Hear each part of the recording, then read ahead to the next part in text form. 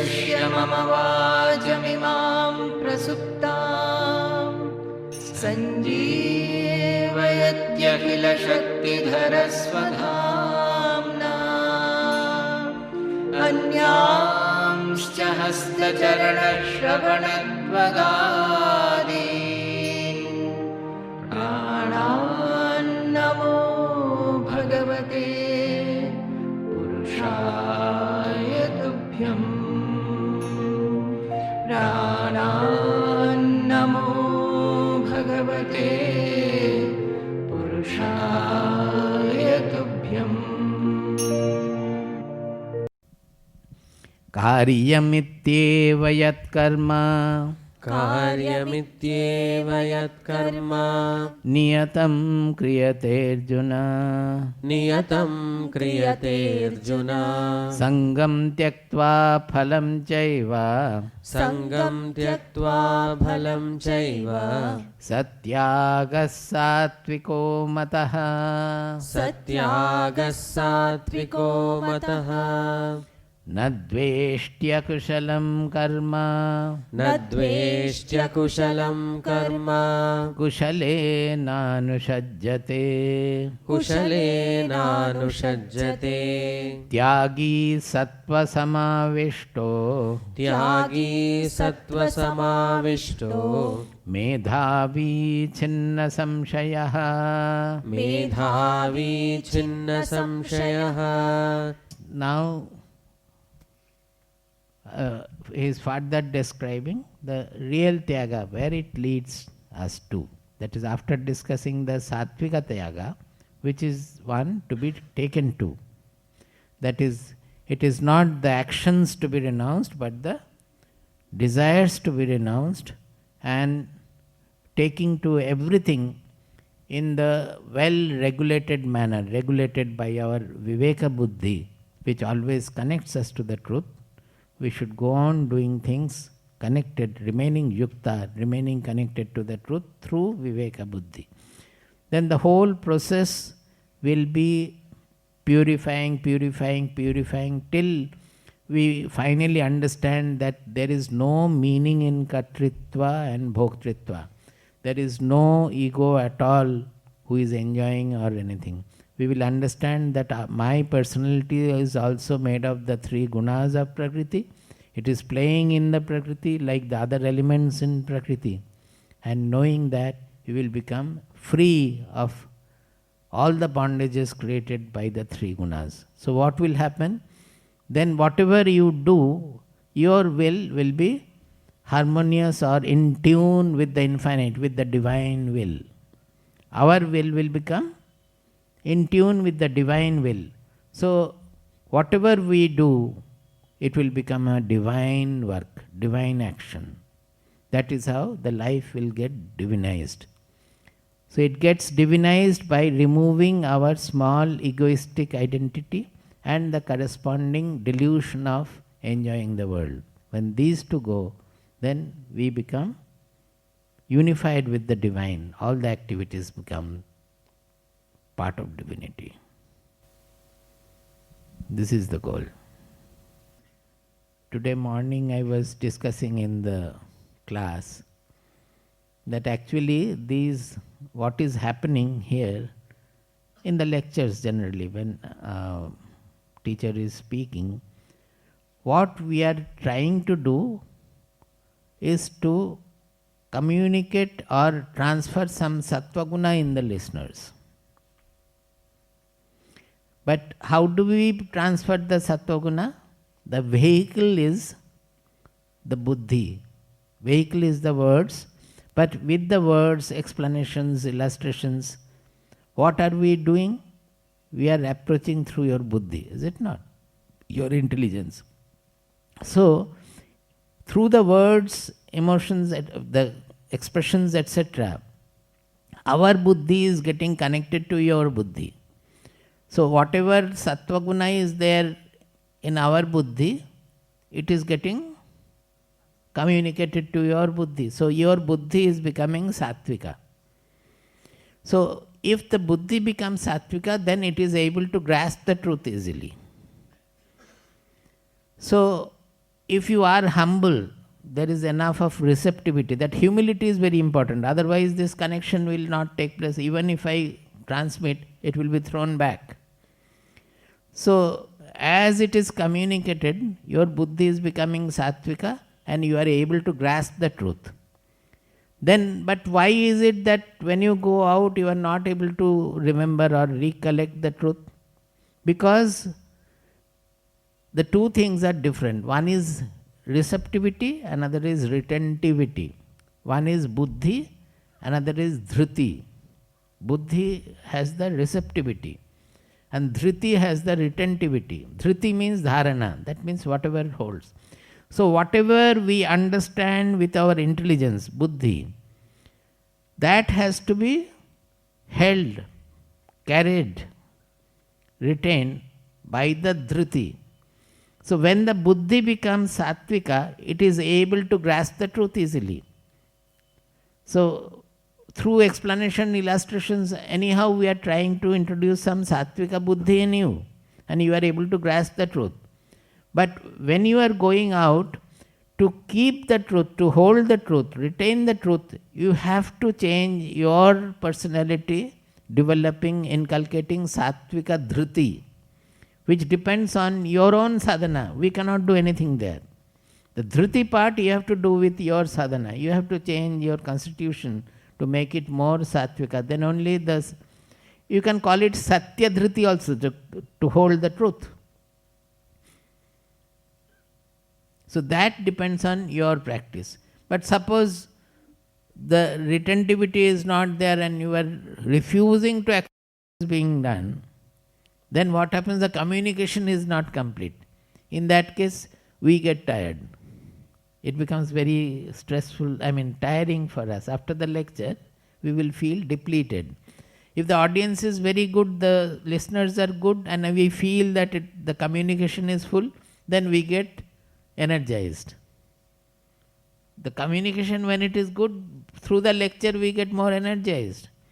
But when the communication is hindered, we get tired, depleted by that. Still we will try, but it goes and gets reflected. Sometimes if it is like wall, then this is the truth of the whole jnana yajna that way. Etanyapi tu karmani एतान्यपि तु कर्माणि संगम त्यक्त्वा फलानि च संगं त्यक्त्वा फलानि च कर्तव्यानीति मे पार्थ कर्तव्यानीति मे पार्थ निश्चितं मतमुत्तमम् निश्चितं मतमुत्तमम् नियतस्य तु सन्न्यासः नियतस्य तु सन्न्यासः कर्मणो नोपपद्यते कर्मणो नोपपद्यते मोहात्तस्य परित्यागः मोहात्तस्य परित्यागः तामसः परिकीर्तितः तामसः परिकीर्तितः दुःखमित्येव यत्कर्म दुःखमित्येव यत्कर्म कायक्लेशभयात् त्यजेत् कायक्लेशभयात् त्यजेत् सकृत्वा राजसं त्यागम् सकृत्वा राजसं त्यागम् नैव त्यागफलं लभेत् नैव त्यागफलं लभेत् कार्यमित्येव यत्कर्म कार्यमित्येव यत्कर्म नियतं क्रियतेऽर्जुन नियतं क्रियतेऽर्जुन सङ्गं त्यक्त्वा फलं चैव सङ्गं त्यक्त्वा फलं चैव सत्यागः सात्विको मतः सत्यागः सात्विको मतः. So up to this we have done.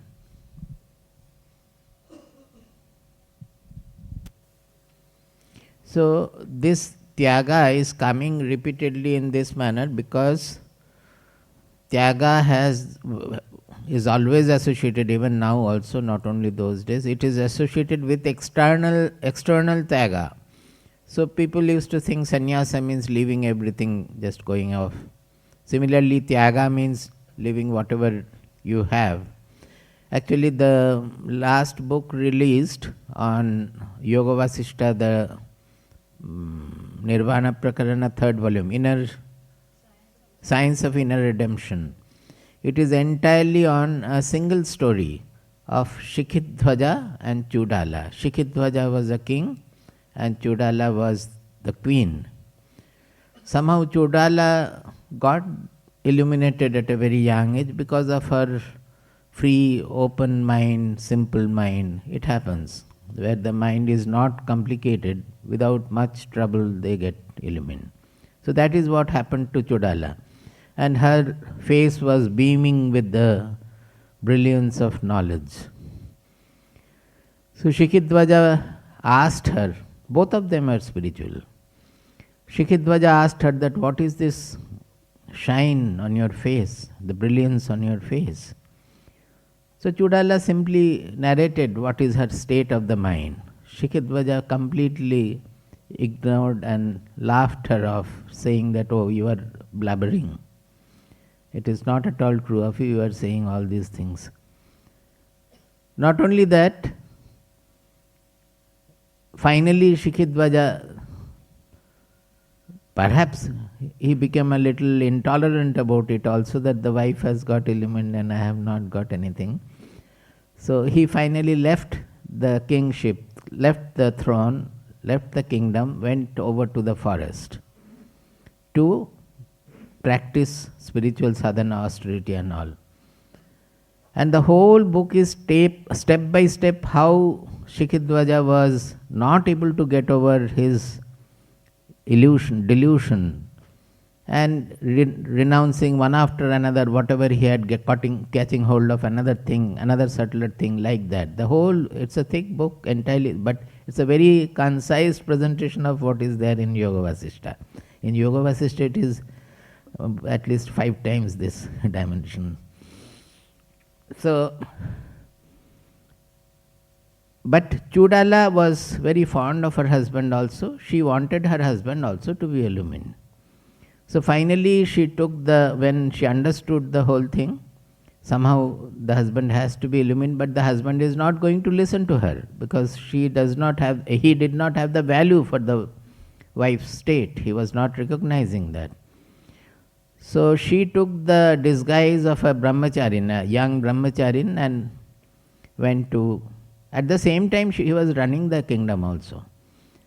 Went to the forest, met Shikhidhwaja, and then started telling him what is the real sadhana, one after another. At one point Shikhidhwaja was about to commit suicide by jumping into the fire. That you say, my body is the bondage, I want to renounce this body also. And every time he does something, Chudala explains that this is not the... But how much it takes to really understand the simplicity and the real pursuit, that we are holding on to so many things. So finally Shikhidhwaja was also illumined. Now because of that, this tyaga and sannyasa is so much believed to be the external and what we have, that it is not easy to get over the delusion. You will find in even whatever comes in various places also, this karma phala tyaga of Bhagavad Gita is very, very less understood.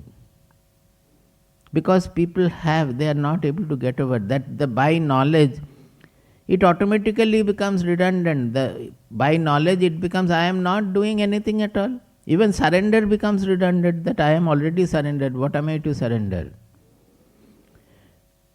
So that is why they are, in Bhagavad Gita, they are discussing so elaborately that it is Rajasika tyaga, it is Tamasika tyaga, naiva tyaga phalam labhet. By doing that kind of a tyaga, what is the tyaga phala?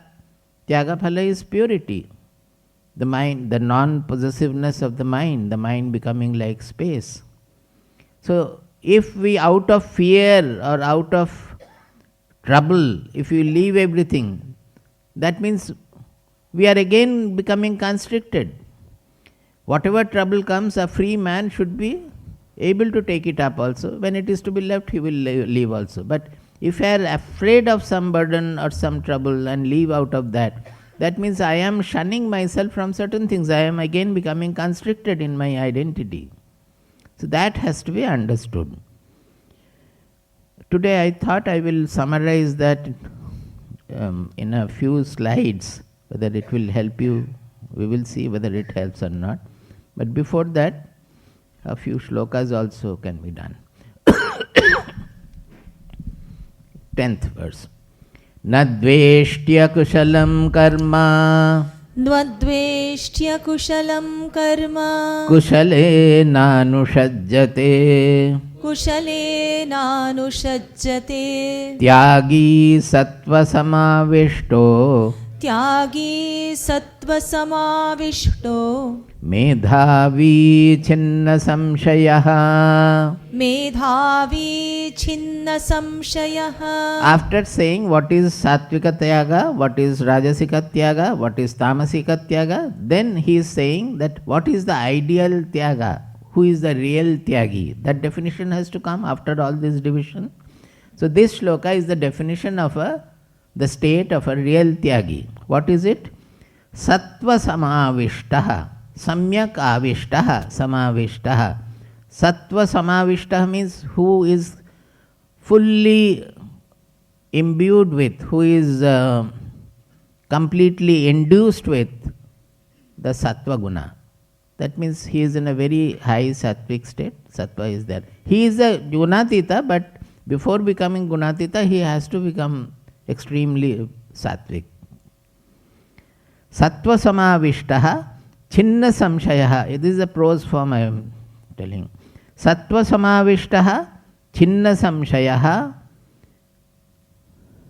medhavi tyagi. So tyagi has been given three adjectives. One is sattva samavishta, samyak avishtaha sattva-guna. Chinna samshayaha. Chinna samshaya means absolutely doubtless. How does anyone become doubtless? We said that in Mundaka Upanishad, the last sloka, what are the three results of seeing the truth everywhere? Yes, tasmin drishte paravare. By seeing the truth everywhere, in the small, big, in meditation, out of meditation, never missing the truth. What are the three?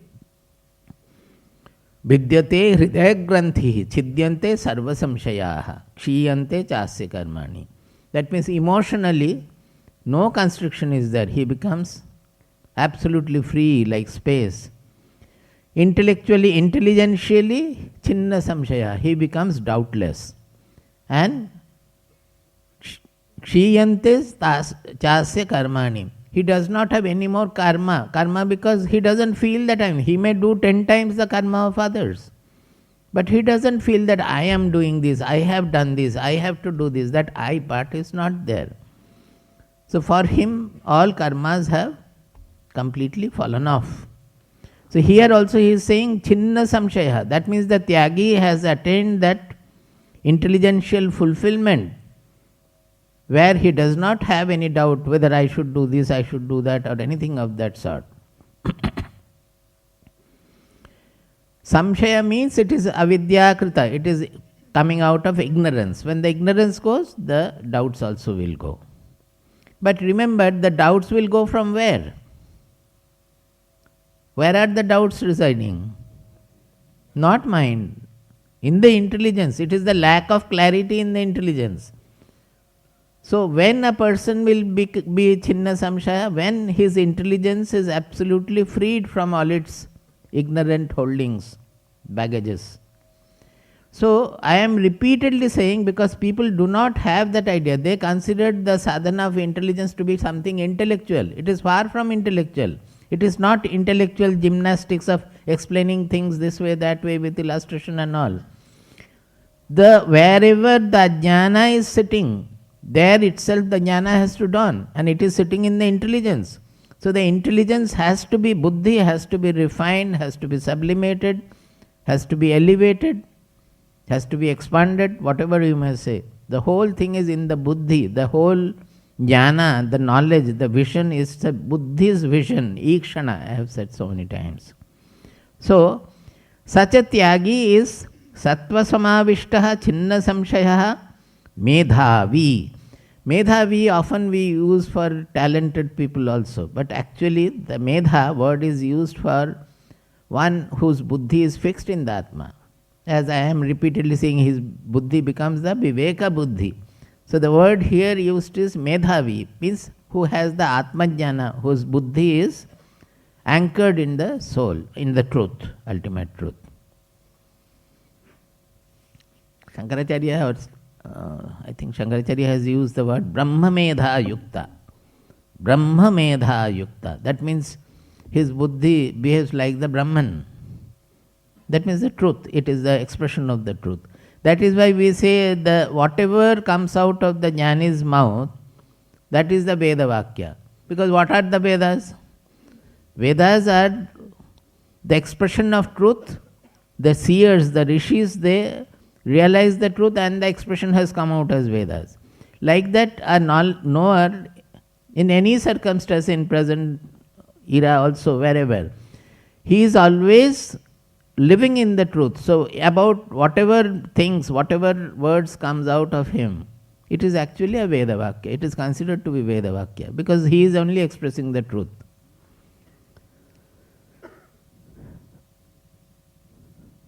So, such a tyagi, what does it do? Na dveshti, akushalam karma na dveshti, kushale na anushajyate. See, normally this kushala word has come actually from kushagrasa, from silk.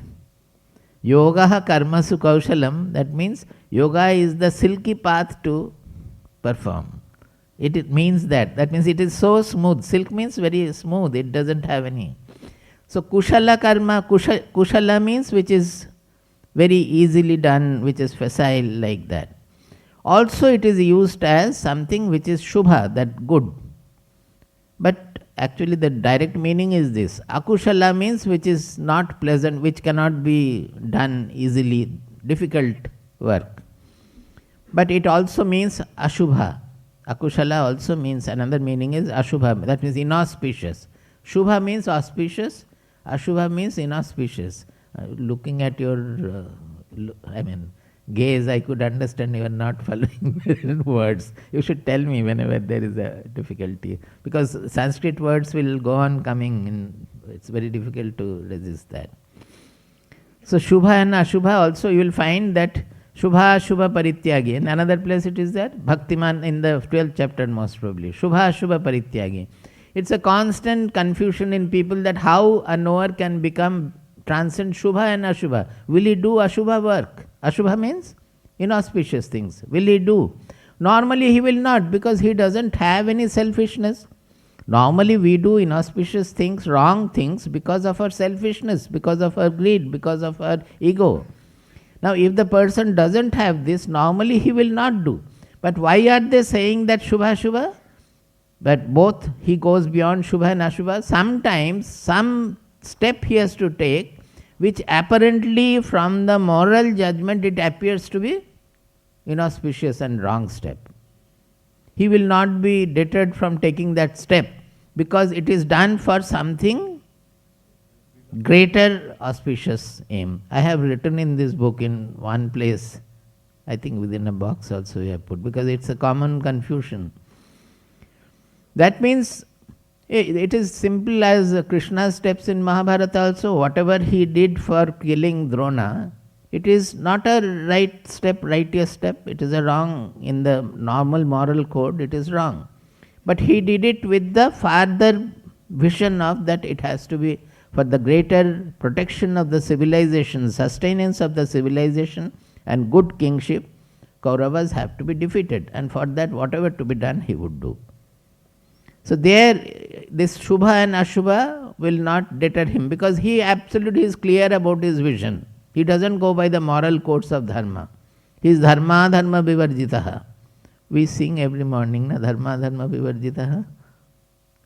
Beyond dharma and adharma. Like that he becomes.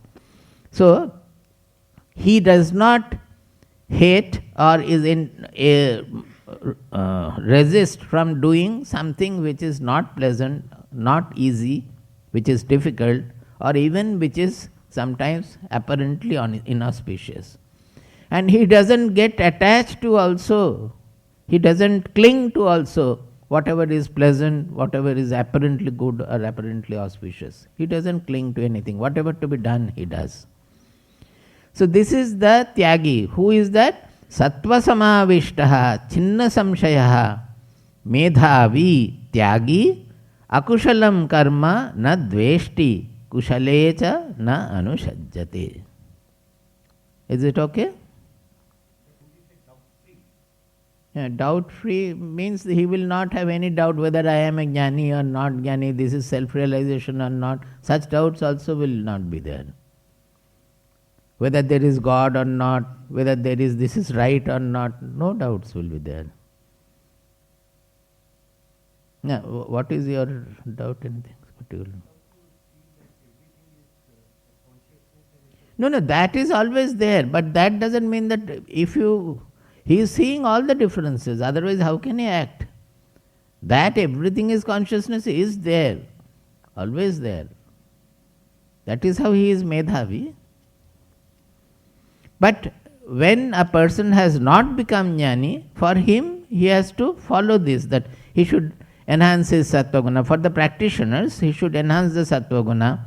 He should try to always get anchored to the viveka buddhi, anchored to the universal vision, a comprehensive vision, so that he can act without any selfishness. That is, wherever we are taking a decision, we have to look into our mind, is the decision colored by my preference and prejudice?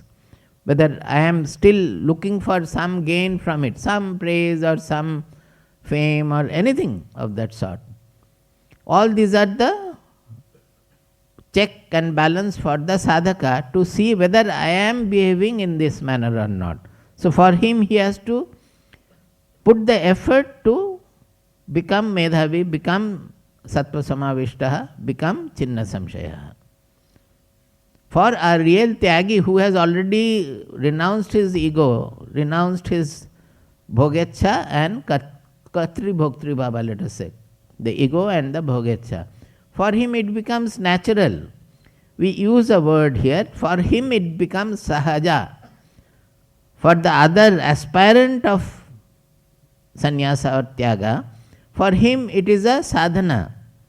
For the tyagi who has attained that, for him it is sahaja. Sahaja means it is naturally with him, it is spontaneous. That is the difference.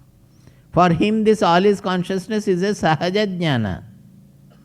It is not by intellectual gymnastic he has to understand, then yes, all is consciousness. Not like that.